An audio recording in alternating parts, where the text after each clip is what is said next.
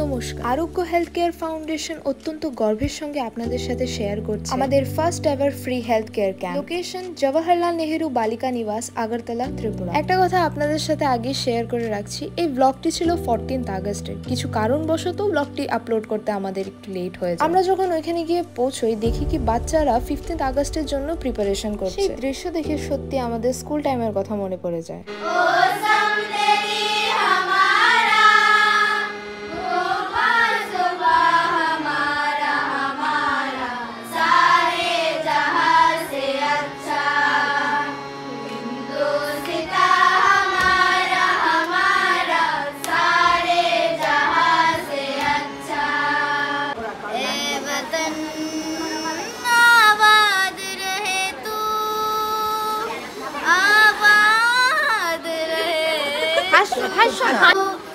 वतन वतन मेरे आबाद रहे तू, मैं जहाँ रहूँ जहाँ में याद रहे तू। 15 আগস্টে তোমাদের এখানে প্রোগ্রাম হয়? কি কি প্রোগ্রাম হয়? ডান্স, হ্যাঁ, গান, হ্যাঁ, আবৃত্তি আর আর্ট। কম্পিটিশন হয়? কোনখানে হয় কম্পিটিশন? গড়ে। তুমি কোনো প্রাইজ জিতেছো এখন অবধি? কি জিতেছো তুমি? ইয়োগা। অনুপমা রয়।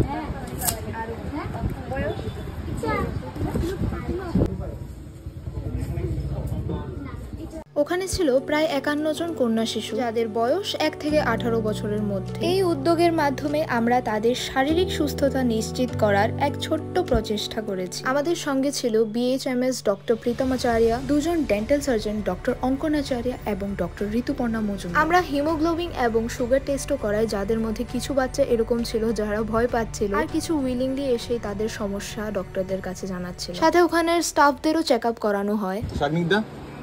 এখন পর্যন্ত কয়জন আমাদের হলো এন্ট্রি? 56 এর মতো। 56 এর মতো না? এই তোমার মনে হয় এটা ফার্স্ট তোমার কি বলে এটাকে health camp? First health camp, হ্যাঁ। নর্মালি আমরা ব্লাড ক্যাম্প মানে কইরা থাকি, হেলথ ক্যাম্পটা আমার ফার্স্ট এক্সপিরিয়েন্স।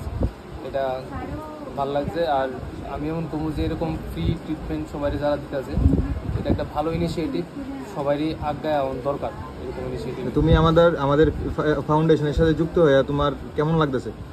এটা তো মানে এটা আমার লিগে এটা খুব মানে ভালো একটা সুযোগ যে আমি মানুষের এই ফাউন্ডেশনের মাধ্যমে যদি সবাই মিললা কিছু না কিছু যদি হেল্প করতে পারি, এটা একটা বিশাল বড় অ্যাচিভমেন্ট হইব। আচ্ছা, থ্যাংক ইউ।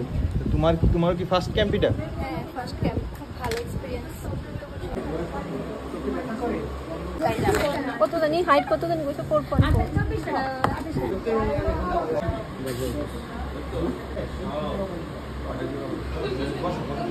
বাচ্চাদের হাইট এবং ওয়েটও চেক করা হয়। সাথেই আমরা নিয়ে গেছিলাম আমাদের পুরো একটা ডেন্টাল চেকআপের সেটআপ।